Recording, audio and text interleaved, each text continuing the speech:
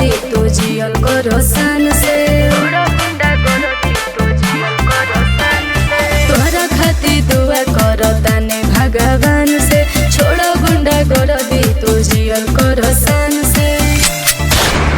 अरे तनी कोनो सोचिले करे में खुनिया हरामिया, अरे छोड़ देम रंगदारी तो बिगड़ जाई दुनिया, छोड़ देम रंगदारी तो बिगड़ जाई दुनिया, अरे छोड़ देम रंगदारी तो बिगड़ जाई दुनिया।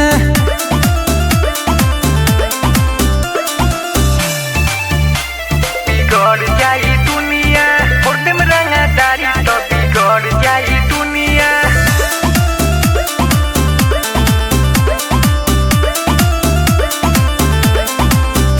अरे भले होई फांसी कोइल बदमाशी छुटी ना, अरे जाने पर खंड जानू हमारो घमंड कब टूटी ना।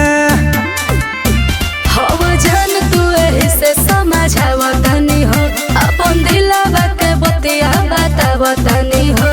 अरे 5 मिनट लगी नहीं झोरे लगी बुनिया, अरे छोड़ देम रंगदारी तो बिगड़ जाई दुनिया, छोड़ देम रंगदारी तो बिगड़ जाई दुनिया, अरे छोड़ देम रंगदारी तो बिगड़ जाई दुनिया।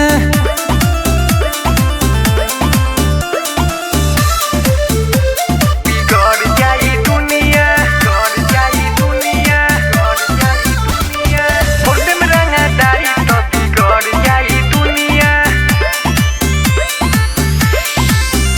अरे यार खतियारी सुनए प्यारी चलते रही,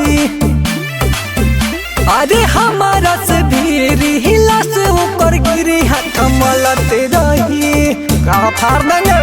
अरे करे लोयनेर के होके परेशान हो, छप जाई खबर खबर में जान हो। अरे मोहन रोहित तोरे तोरे दिन दुनिया, अरे छोड़ देम रंगदारी तो बिगड़ जाई दुनिया, छोड़ देम रंगदारी तो बिगड़, अरे छोड़ देम रंगदारी तो बिगड़ जाई दुनिया।